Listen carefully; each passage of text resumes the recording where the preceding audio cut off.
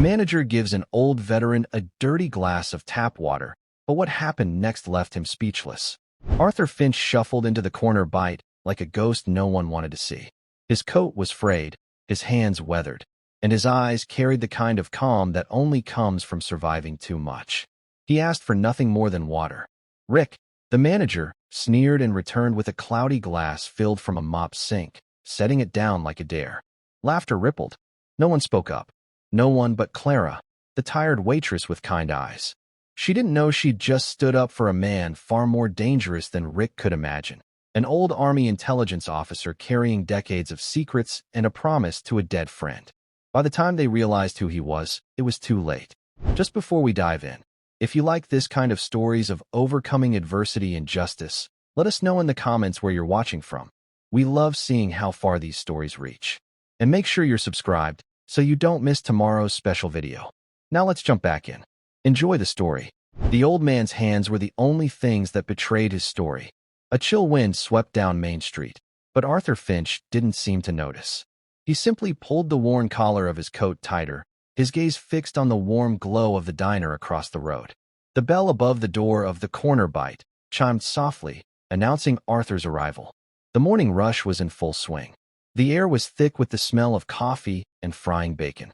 Laughter and conversation filled the room, weaving a comfortable tapestry of small-town life.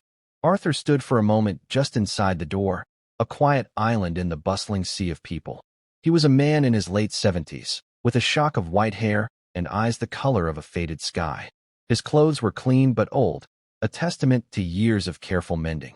He carried a small, weathered backpack that he held in front of him with two hands. It was the only thing he owned in the world. He scanned the room, his eyes passing over the booths filled with families and the counter lined with regulars. A young woman with kind eyes and a weary smile caught his attention. She was hurrying between tables, a coffee pot in each hand. Her name tag read Clara. Before Clara could reach him, a man intercepted Arthur. He was in his late 30s, with a slick-back haircut and a polo shirt stretched tight over his fleshy frame. His name was Rick, and he managed the diner for his father. He looked Arthur up and down, his lips curling into a sneer. "Can I help you?" Rick asked. His tone made it clear he wasn't offering help, but issuing a challenge. "I'd just like a table for one, if that's all right," Arthur said. His voice was quiet, but steady. Rick's eyes narrowed. He didn't like the look of this man.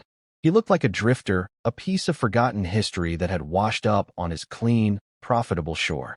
Men like Arthur didn't spend money. They took up space. They made the real customers uncomfortable. "All the tables are reserved," Rick lied smoothly, gesturing vaguely at the half-empty room. "You can take a seat at the counter." Arthur nodded politely and made his way to an empty stool at the far end, away from the other patrons. He placed his backpack carefully on the floor beside him. Clara arrived a moment later, her smile genuine. "What can I get for you this morning, sir?" she asked, placing a glass of ice water and a menu in front of him. "Just the water for now? Thank you," Arthur said. "I need a moment to warm up." He wrapped his chapped hands around the cold glass, his gaze distant. He wasn't really looking at the menu. He was studying the room, the people, the rhythm of the place. He noticed the way the sheriff's deputy got his coffee for free. He saw the town councilman, Mr. Hayes, greet Rick with a familiar pat on the back. He saw the lines of worry on Clara's face as she hurried to refill coffee cups, her movements efficient but tired. Rick watched from behind the register, his irritation growing. The old man was just sitting there, nursing a free glass of water. He was a stain on the perfect picture of Rick's diner. He walked over, his footsteps heavy. "Decided yet?" Rick snapped, tapping his pen impatiently on his notepad. "Or are you just here for the free heat?" Arthur looked up from the menu. His pale blue eyes were calm, holding no trace of anger or shame. "I think I'll just have another glass of water, if you don't mind." That was it. That was the final straw for Rick. He saw this not as a simple request, but as an act of defiance. The old man was mocking him, taking advantage of his hospitality. "Another water," Rick said, his voice dripping with false sweetness. "Coming right up." He snatched the glass from in front of Arthur. He didn't go to the filtered water pitcher that supplied the rest of the diner. Instead, he walked to the grimy utility sink in the back corner, the one used for mopping floors. He turned on the tap, letting the lukewarm, rust-tinged water fill the glass. He swirled it around, then held it up to the light. It was perfect, cloudy, with a few unidentifiable specks floating in it. Clara watched from the coffee station, her stomach twisting into a knot. "Rick, what are you doing?" she whispered, horrified. "Teaching him a lesson," Rick hissed back. "People need to learn their place. This isn't a homeless shelter." He walked back to the counter with a swagger. He made a show of it, holding the glass high for everyone to see. The diner had grown quieter. Conversations faltered as people sensed the unfolding drama. Rick slammed the glass down in front of Arthur. Water sloshed over the rim, pooling on the countertop.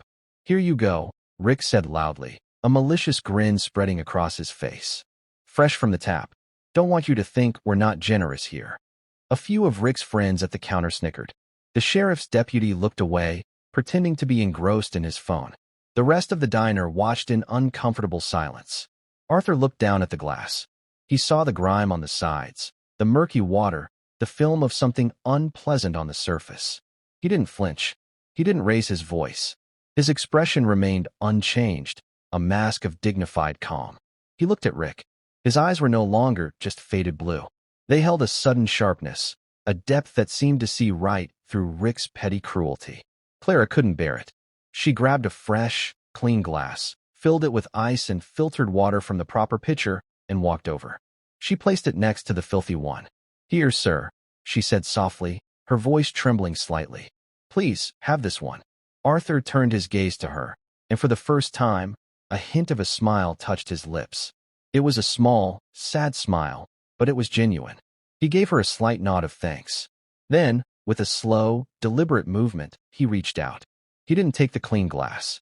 Instead, he pushed the dirty one back toward Rick, sliding it across the counter until it stopped directly in front of him. He stood up, his body straight, his shoulders back. He looked at Rick, and when he spoke, his voice was no longer quiet. It was clear and strong, and it carried to every corner of the silent diner. "Thank you, but I've lost my thirst," he said. "Sometimes, the dirt isn't in the water. It's in the man who serves it." The words hung in the air, heavy and sharp. Rick's face turned a blotchy red. The snickering stopped. The silence in the diner was now absolute, broken only by the hum of the refrigerator. Arthur picked up his backpack, gave Clara one last nod of gratitude, and walked toward the door. As he left, the bell chimed, signaling his departure. It sounded like a final judgment. The spell was broken. People started talking again, but their voices were hushed. The cheerful atmosphere was gone, replaced by a thick cloud of shame. Rick stood frozen, staring at the dirty glass of water on his counter. He felt dozens of eyes on him, not with admiration, but with contempt. In that moment, he felt a flicker of fear. He had a terrible feeling that he hadn't just humiliated an old drifter. He had made a very powerful enemy. After leaving the diner, Arthur Finch walked not to the town's shelter, but to the public library. It was a quiet, forgotten building at the end of Main Street. Inside, the air smelled of old paper and wood polish. Arthur found a secluded table in the history section and sat down. He didn't pull out a book. Instead, he took an old, worn leather-bound journal from his backpack, along with a pen. He began to write, his handwriting neat and precise. He described the diner, the manager, Rick, and the young waitress, Clara. He wrote down the names of the men he had recognized, the councilman and the sheriff's deputy. He wasn't just venting his anger. He was making a report. Every detail was recorded with the methodical precision of a man trained in observation. An hour later, Clara walked into the library. Her shift had ended, but she couldn't get the old man out of her mind. She had asked around, but no one knew who he was. She had a feeling she would find him here. She saw him in the back corner and hesitated, not wanting to intrude. Arthur looked up as if sensing her presence. "Miss Clara," he said, his voice calm. "Please, have a seat." Clara sat down, placing her hands on the table. "I'm so sorry about what happened," she said. "Rick, he can be a bully. It was wrong." "You have nothing to be sorry for," Arthur replied, closing his journal. "You showed kindness. That's a rare and valuable thing." He studied her face. "You seem troubled by more than just a rude manager." Clara was taken aback by his directness. She found herself opening up to this stranger. "It's my grandmother," she admitted. "She's sick. The medical bills are a lot. That diner job is all I have." "And you were willing to risk it for a stranger," Arthur said. "It wasn't a question." That tells me everything I need to know about your character. Who are you? Clara asked softly. Arthur smiled faintly. I'm just an old soldier, he said, paying a debt to a friend. He gestured to the shelves around them. This town has a long history. Some of it is buried deep. Before she could ask more, he stood up. Be careful, Clara. In a town like this, kindness can be seen as a weakness. And the people in charge don't like weakness. He left the library, leaving Clara with more questions than answers. Who was his friend? What debt was he paying? Her curiosity, mixed with a growing sense of injustice, was ignited. That afternoon, she started her own research. She began looking through old town records, focusing on property deeds and business licenses. She didn't know what she was looking for, but she felt a pull, a sense that the story of this town was not what it seemed. Meanwhile, Rick was complaining to his father, Bill, the owner of the corner bite. Bill was a large, imposing man with cold eyes and a reputation for getting what he wanted. Some bum came in and made a scene, Rick whined. Upset the customers. Did you handle it? Bill asked, not looking up from his ledger. Of course, Rick said, puffing out his chest. I sent him packing. Good, Bill said. We don't need that kind of element here. This town is on the verge of a major redevelopment. We need to keep up appearances. He finally looked at his son. And stay out of trouble. The deal is in a delicate phase. Later that day, Sheriff's Deputy Miller stopped by the diner. Heard you had some excitement this morning, he said to Rick. Just some old drifter, Rick said dismissively. Well, he's been at the library all day, looking through town records, Miller said. And that waitress, Clara, was talking to him. A flicker of unease went through Rick. So what? He's a nobody. Nobodies can still cause problems, Miller said, his voice low. Your father's redevelopment project has a lot of moving parts. We don't need anyone digging into the past. That evening, as Arthur walked back to the small motel room he rented by the week, a patrol car pulled up beside him. Deputy Miller and another officer got out. Evening, Miller said, his hand resting on his sidearm. We've had some reports of a suspicious individual bothering people in town. I haven't bothered anyone, Arthur said calmly, his hands in plain sight. Let's see some ID, Miller demanded. Arthur produced his driver's license and his veteran's card. Miller looked at them, then at Arthur. Arthur Finch. Says here you're from out of state. What's your business in our town? Just visiting, Arthur said. Well, I suggest you finish your visit soon, Miller said, handing the cards back. We like to keep our town quiet. We don't take kindly to troublemakers. The threat was clear. Arthur watched them drive away, his expression unreadable. He went back to his room, locked the door, and opened his backpack. From a hidden compartment, he pulled out a small, encrypted satellite phone. He dialed a number from memory. It's Finch, he said when the call was answered. I've made contact. They're nervous. It's time to move to the next phase. The next few days settled into a tense quiet. Arthur continued his daily visits to the library, meticulously poring over decades of town planning documents, zoning variances, and environmental reports. He worked with a quiet intensity that unnerved the librarians, who were used to patrons dozing over novels. He wasn't just reading. He was connecting dots, drawing lines between names and dates that spanned 30 years. Clara, driven by her own sense of unease, found herself drawn into his orbit. During her breaks, she would bring him coffee from a different cafe, a small act of solidarity. She told him what she was finding in the property records, a strange pattern of land sales over the last 2 decades. Small, family-owned farms and properties on the east side of town, near the old, defunct textile mill, had been sold off for pennies on the dollar. The buyer was always a different holding company, but when she dug deeper, she found they all traced back to a single entity, Millfield Future Holdings, a corporation owned by Bill, Rick's father. They all sold for the same reason, Clara explained one afternoon. Her voice hushed as she pointed to a series of newspaper clippings she'd found. Their wells went bad. The water started tasting strange. People got sick. The official explanation was natural groundwater contamination. There's nothing natural about it, Arthur said, looking at a geological survey map he had spread on the table. He pointed to the old mill. This mill used industrial dyes and solvents for 50 years. The EPA flagged it for potential contamination in the 90s, but the town council, led by a young councilman named Hayes, successfully argued that a cleanup would bankrupt the town. They promised to monitor it. Hayes is still on the council, Clara said, her eyes wide. He's in the diner every morning with Bill. Arthur nodded grimly. They didn't monitor it. They contained it, just long enough for Bill to start buying up the land around it, knowing the contamination would eventually spread and make the land worthless to anyone else. At the diner, Rick's paranoia was growing. He noticed Clara's hushed conversations and her sudden interest in town history. He saw the way she looked at him now, not with fear, but with a quiet contempt that infuriated him. "You've been spending a lot of time with our drifter friend," he said one day, cornering her by the dish pit. "He's a nice man," Clara said, her chin up. "He's a troublemaker," Rick snapped. "I'm warning you, Clara. You stay away from him. My father has big plans for this town, and we don't need some old fool and a nosy waitress getting in the way." "What plans?" Clara asked, her heart pounding. Rick's eyes glittered with a mean-spirited power. "Plans that are going to make us very rich. The state is about to announce a new highway bypass, and it's going right through that contaminated land on the east side. The state will have to buy the land through eminent domain at a premium. Funny how things work out, isn't it?" He had said too much. He saw it in her eyes. He grabbed her arm, his fingers digging in. "You didn't hear that.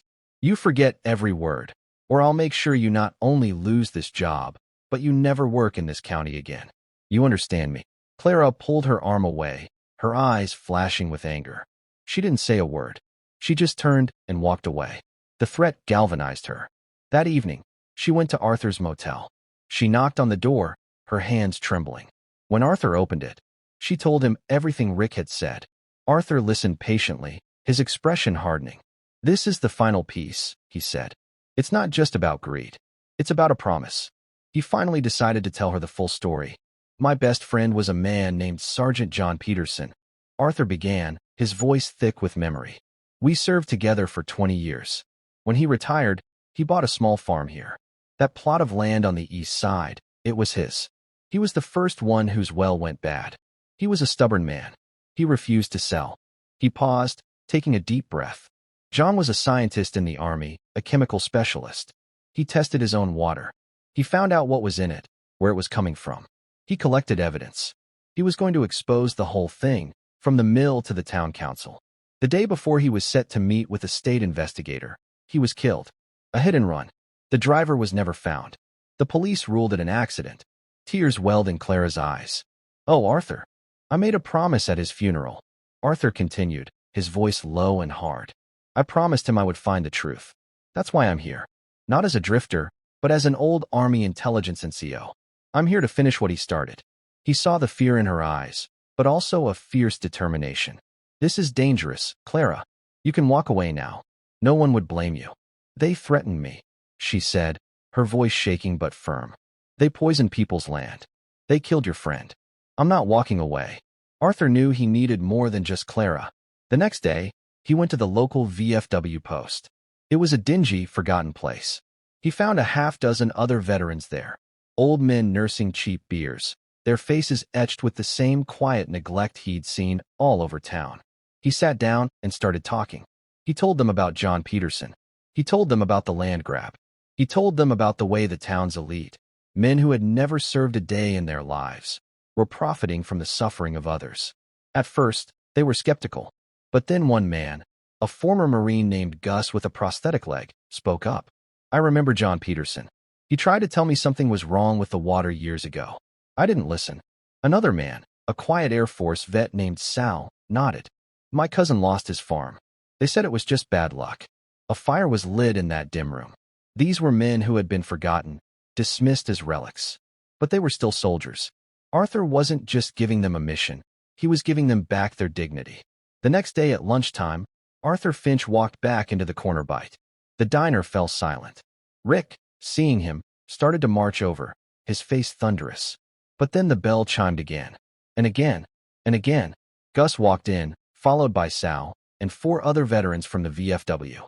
They were all dressed in clean, simple clothes. They moved with a purpose that commanded respect. They filled the largest booth in the center of the room, with Arthur at the head of the table. Clara came over, a real, hopeful smile on her face. "Welcome, gentlemen," she said. "We'll all have the lunch special," Arthur said, his voice calm and clear. and 6 glasses of your finest filtered water." Rick stood frozen by the register, his face pale. The sheriff's deputy, sitting at the counter, suddenly found his coffee very interesting. Councilman Hayes, who had been laughing with Bill, fell silent. The entire dynamic of the room had shifted. This wasn't a drifter anymore. This was a man with an army at his back. They sat there, eating their lunch, talking quietly. They didn't make a scene. They didn't have to. Their presence was a statement.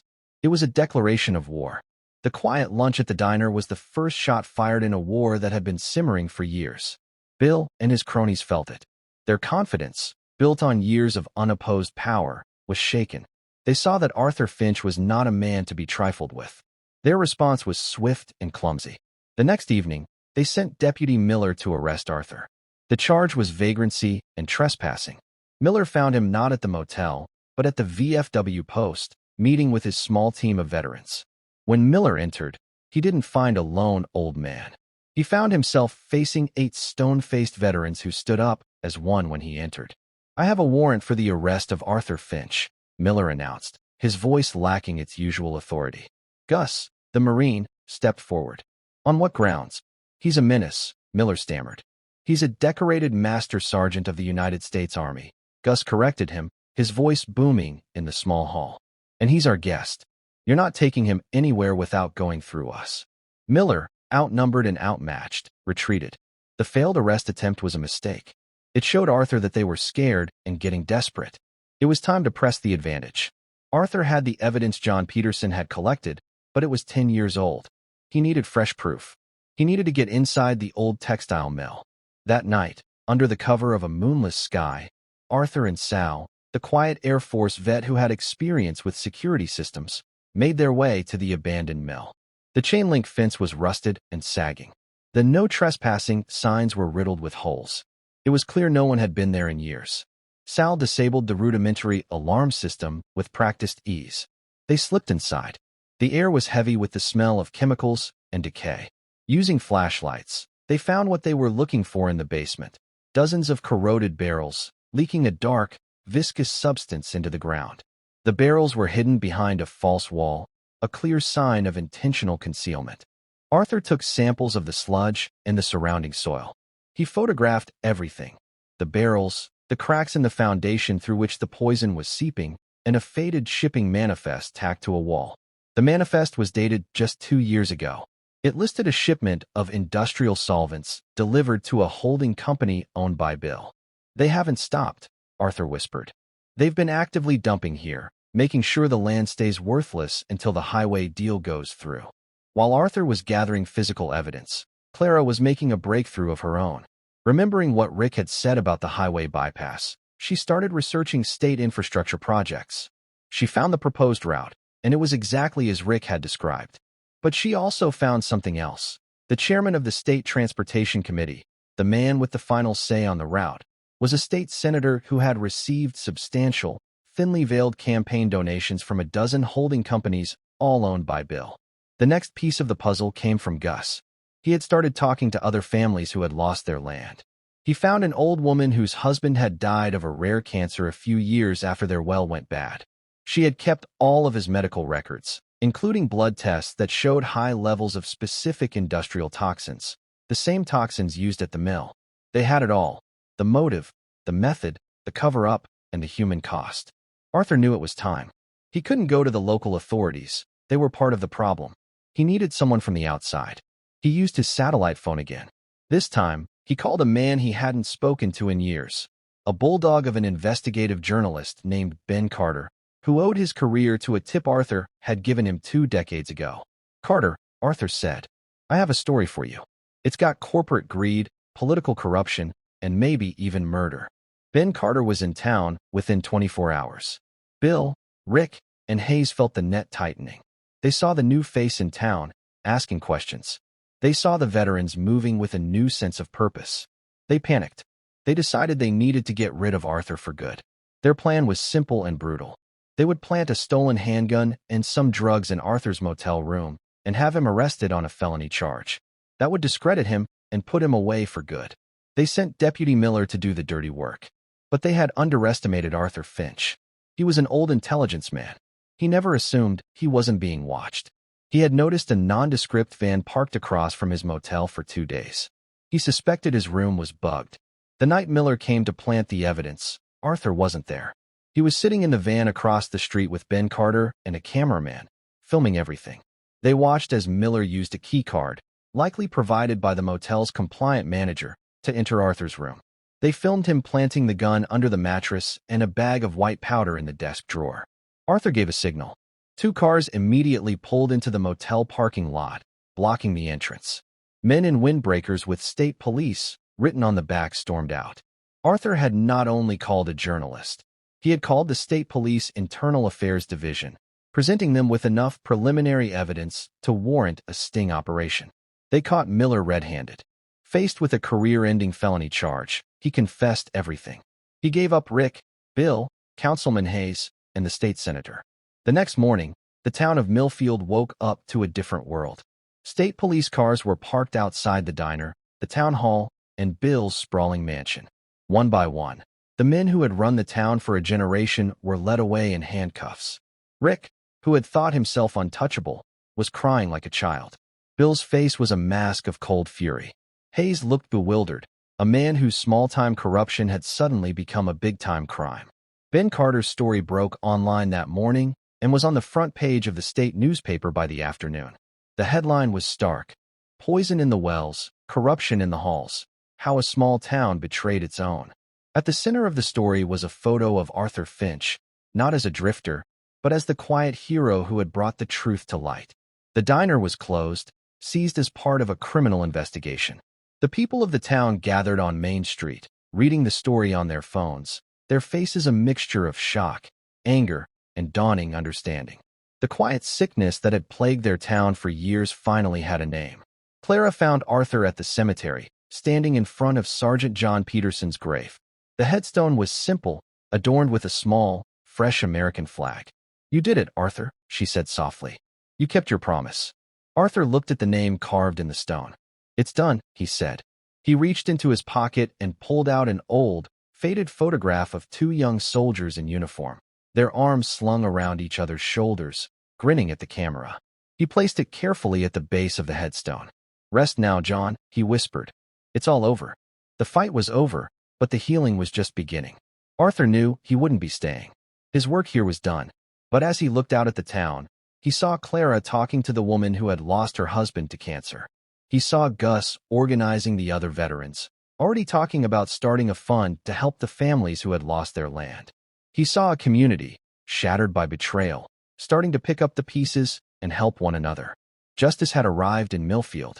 It hadn't come with a thunderclap, but with the quiet, relentless courage of one old soldier who refused to let a promise be broken, and the young woman who was brave enough to help him keep it. The lesson was clear. A man's worth is not measured by the clothes he wears or the money he has, but by the integrity he holds in his heart. And sometimes, it takes a dirty glass of water to wash away the filth and reveal the truth. The days that followed the arrests were a blur of flashing blue lights and yellow crime scene tape. Main Street, once a symbol of quiet, predictable life, became a stage for a drama the town had never imagined. State investigators in crisp suits moved in and out of the town hall and the police station, carrying boxes of evidence. News vans with large satellite dishes lined the street, their reporters speaking in hushed, serious tones to cameras, telling the story of Millfield's decay to the world. The town itself was in a state of shock. The initial disbelief gave way to a simmering rage. At the market, at the post office, at church, it was the only topic of conversation. Neighbors who had lived side by side for decades looked at each other with new eyes, wondering who knew what and for how long. The families from the East Side, whose ailments and misfortunes had been dismissed as bad luck, were now seen for what they were, victims. Their quiet suffering had become the town's public shame. With most of the town council and half the police force under indictment, the town's government effectively ceased to exist. To prevent a complete collapse, the governor appointed an emergency manager, a no-nonsense woman named Ms. Alvarez, to oversee the town's affairs. She arrived with a team of state auditors and a clear mandate: clean house. Her first act was to hold a town hall meeting in the high school gymnasium. The entire town seemed to show up. The mood was tense, the air thick with anger and mistrust. Ms. Alvarez stood at the podium, a beacon of calm in the storm. "I know you are angry," she began, her voice steady and clear. "You have every right to be. Your trust has been broken. Your health has been compromised. Your leadership has failed you." A man in the crowd, one of the farmers who had lost his land, stood up. "Failed us. They poisoned us. Bill and Hayes, they sat in that diner, drinking coffee, while our families got sick. What justice is there for that?" The room erupted in agreement. Ms. Alvarez let the anger wash over the room for a moment before raising her hand for quiet. "The justice system will do its work," she said. "Bill, Hayes, Deputy Miller, and the others will face a jury. But our work here, your work, is different. It's about rebuilding. It's about creating a town where something like this can never happen again." It was then that Clara stood up.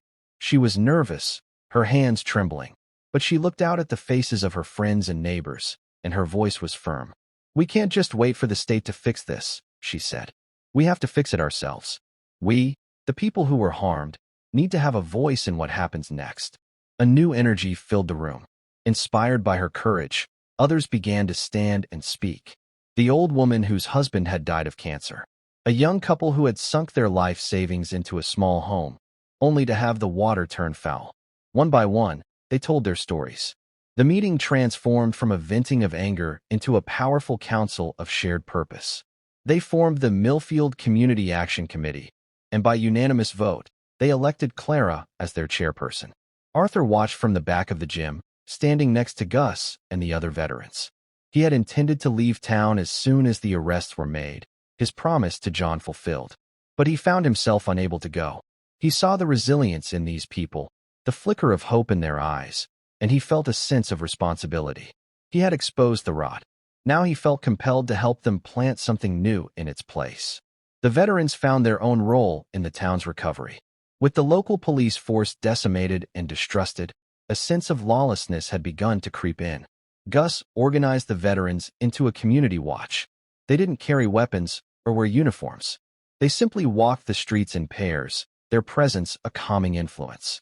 They checked on the elderly, helped families board up the now-shuttered mill, and became a visible symbol that the town was taking care of its own. Meanwhile, the legal battle was just beginning. In a desperate attempt to save himself, Bill began to talk.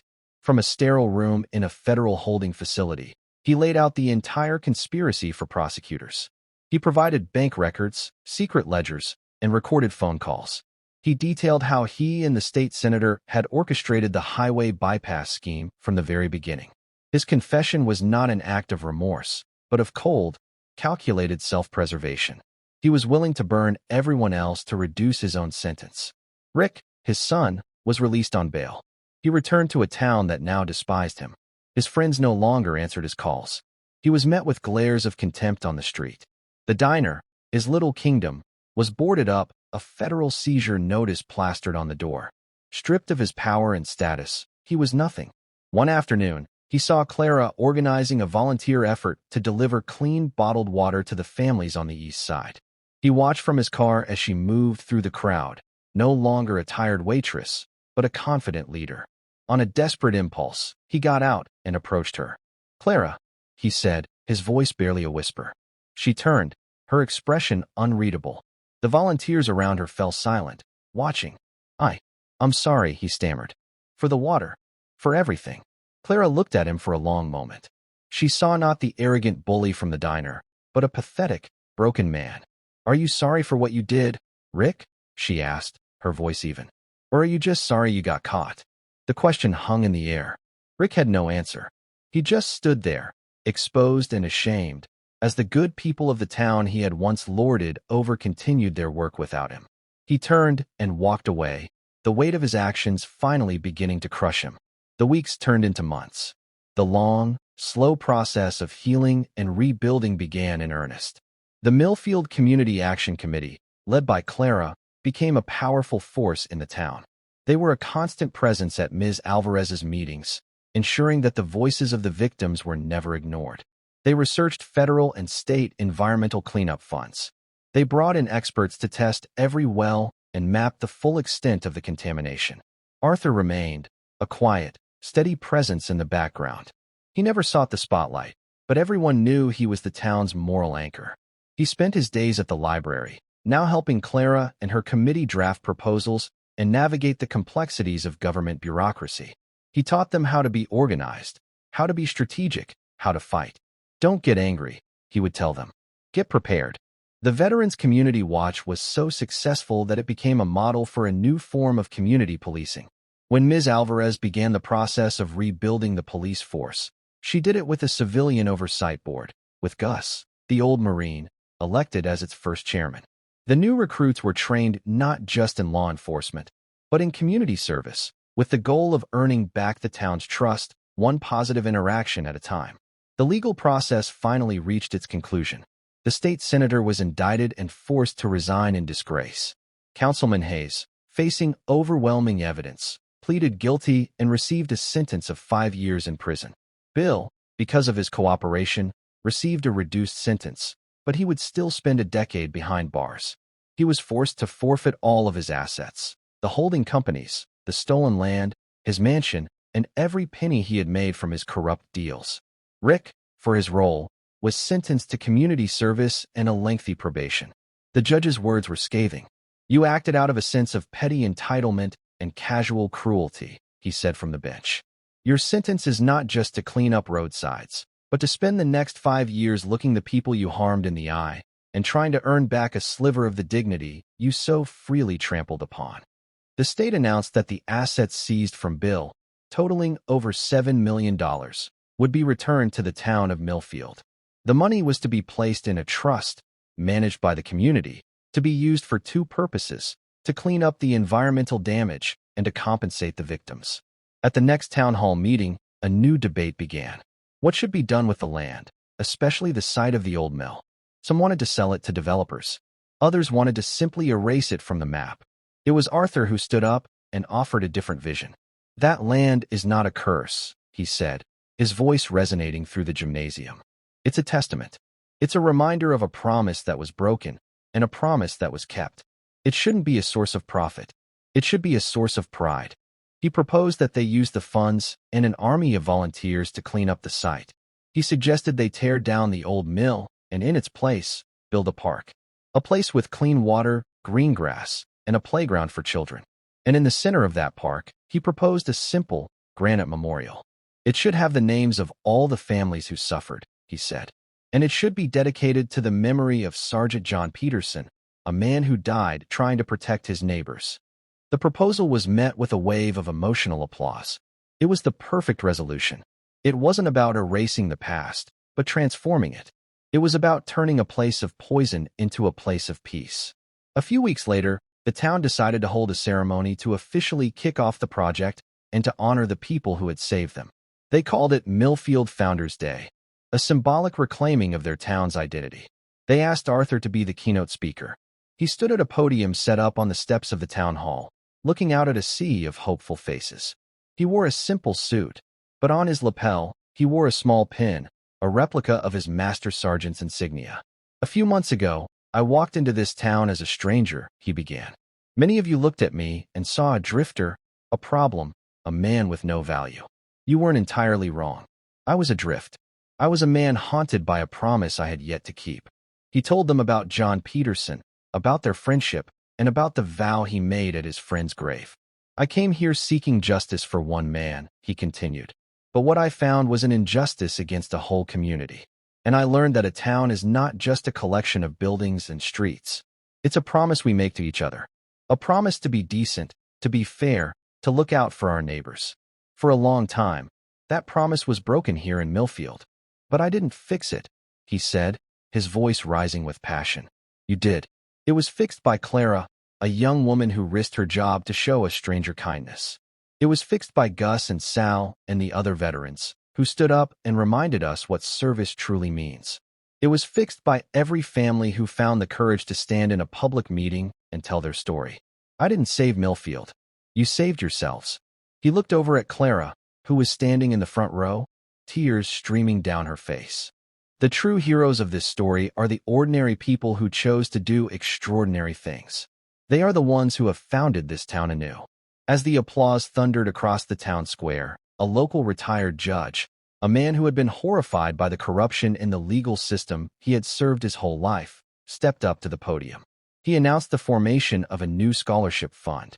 The John Peterson Memorial Scholarship, he said, will be awarded each year to a student from Millfield who wishes to pursue a career in law, environmental science, or public service. He then turned to Clara, and I am honored to announce that its first recipient is Ms. Clara Evans. The town erupted in cheers. Clara, overcome with emotion, was embraced by her grandmother. Her dream of a better life, not just for herself but for her community, was coming true. A year later, the John Peterson Memorial Park was complete. The grass was green, the laughter of children filled the air, and a beautiful fountain with clean, sparkling water flowed in the center.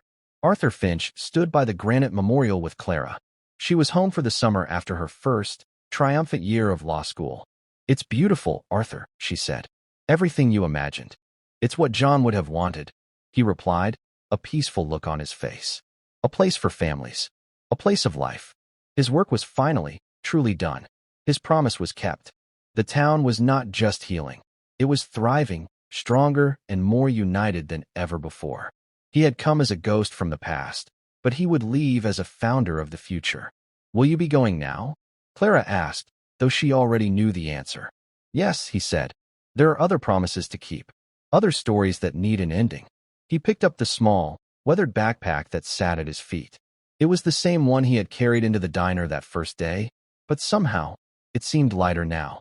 He and Clara walked together to the edge of the park. "Don't be a stranger, Arthur Finch," she said, giving him a hug. "I won't," he promised. "You know where to find me if you ever need a grumpy old intelligence NCO." He turned and walked down Main Street, not looking back. He walked past the library, past the new, transparent town hall, past the corner where the diner used to be. A new family restaurant was already being built in its place. He didn't look like a drifter anymore. He walked with the quiet dignity of a man at peace with himself and the world. The chill wind was just a memory. The sun was warm on his face.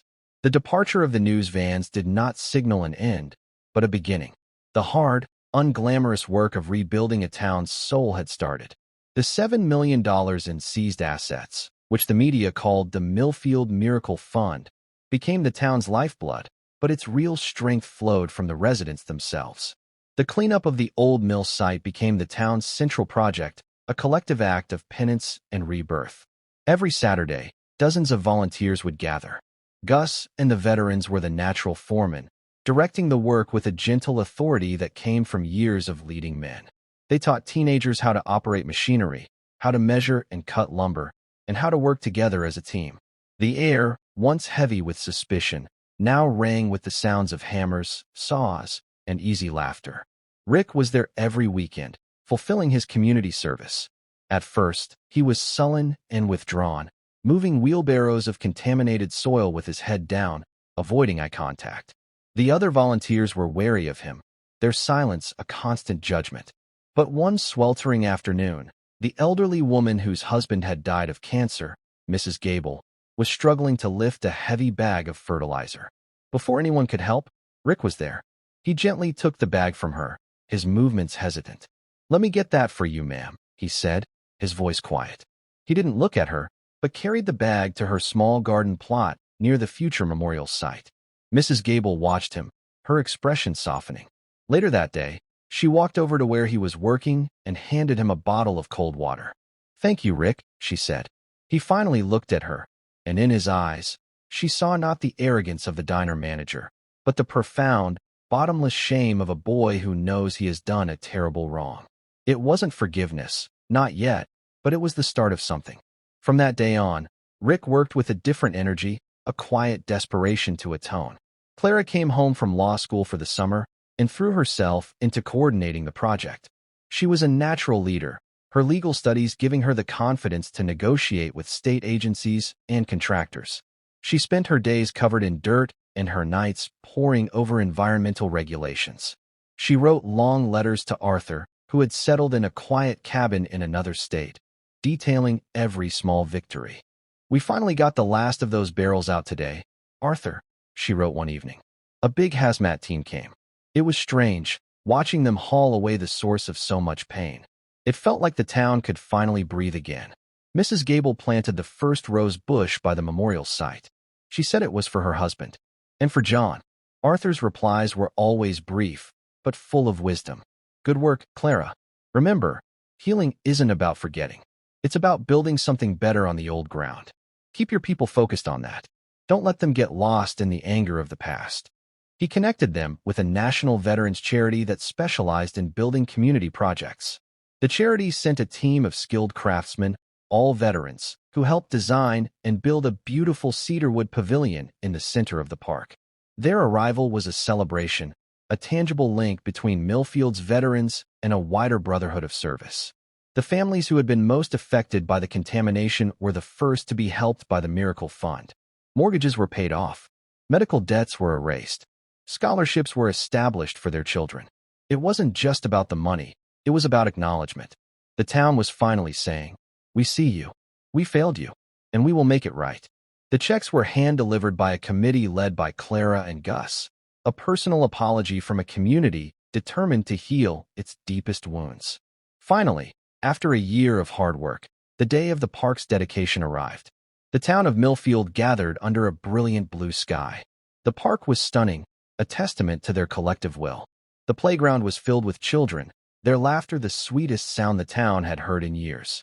The memorial to John Peterson and the other victims stood in the center, a simple, dignified wall of polished granite. Arthur Finch had returned for the ceremony. As he walked through the crowd, people no longer saw a drifter. They saw a friend. They greeted him with warm handshakes and grateful smiles. He stood with Clara at the side of the stage, watching as the ceremony began. Ms. Alvarez spoke first, officially dissolving her emergency management role and handing control back to the town's newly elected and carefully vetted council. Then Gus took the stage, representing the veterans. "Soldiers are trained to fight," he said, his voice thick with emotion. "But the hardest battles are the ones you fight when you come home. The battle for peace, for community, for dignity. This park is a victory in that battle." Mrs. Gable also spoke, her voice trembling but strong. "My husband loved this land," she said, looking at the memorial where his name was now carved. "The poison in the water, it took his body. But the hatred that let it happen, that almost took this town's soul. Today, we get that soul back." Finally, Clara introduced Arthur. "A year ago," she said, "a man came to our town. He was a quiet man, a humble man, and he held up a mirror to us. He didn't flinch from the ugliness he saw. And because he didn't, we found the courage to look, too. He is not a man who seeks praise. But today, we must thank him. Arthur, thank you for giving us our town back." Arthur walked to the podium. He looked out at the transformed community. He saw Rick standing in the back with the other volunteers, his head held high for the first time in a year. He saw the new, young police chief, a woman hired from outside, chatting comfortably with a group of teenagers. He saw hope. "There is nothing more to say," Arthur said, his voice carrying in the quiet reverence of the crowd. "Just look around you. This is what courage looks like. This is what community looks like. This is what a promise kept looks like. Thank you for letting me be a small part of it." He stepped down from the podium, the applause thundering around him. The ceremony was over, but the celebration was just beginning. As the town enjoyed a community picnic, Arthur and Clara walked to the granite memorial. "Your first year of law school is done," Arthur said. "Are you still sure it's the life you want?" "More than ever," Clara replied, her eyes shining. "I learned something from all this. The law isn't just about punishing the bad guys. It's about protecting the good guys. It's about building shields. I want to build shields for towns like Millfield." "Good," Arthur said, a rare, wide smile on his face. "The world needs more shield builders." He reached into the inner pocket of his coat and pulled out a small, velvet box. "John left this for me. I think he'd want you to have it." He opened it. Inside was an old, beautiful compass. He said it always helped him find his way home. Arthur said, "Your path will be difficult. Don't ever lose your way." Clara took it, her fingers closing around the cool metal. "I won't," she whispered. "I promise." Later that afternoon, it was time for Arthur to leave. There was no formal goodbye, but as he walked toward the bus station, something remarkable happened. People began to emerge from the shops and houses along Main Street. They didn't cheer or applaud. They just stood on the sidewalk in silent tribute. The new police chief stopped her car and gave him a crisp, respectful salute. Mrs. Gable waved from her front porch. Gus and the veteran stood at attention outside the VFW. It was a quiet, profound thank you from a town that had found its way back from the brink. Arthur Finch nodded to them all, a humble acknowledgement from one old soldier to another. He got on the bus, and as it pulled away, he looked out the window one last time at the John Peterson Memorial Park, a green and vibrant scar, a beautiful reminder that even after the deepest wound, a community, like the human heart, can heal and grow even stronger. The journey that had begun with a dirty glass of water had ended with a town that had finally washed itself clean. Thank you for following this story. If you enjoyed it, please subscribe and share your thoughts below. Where are you watching from? Let us know in the comments. Stay tuned for more immersive stories.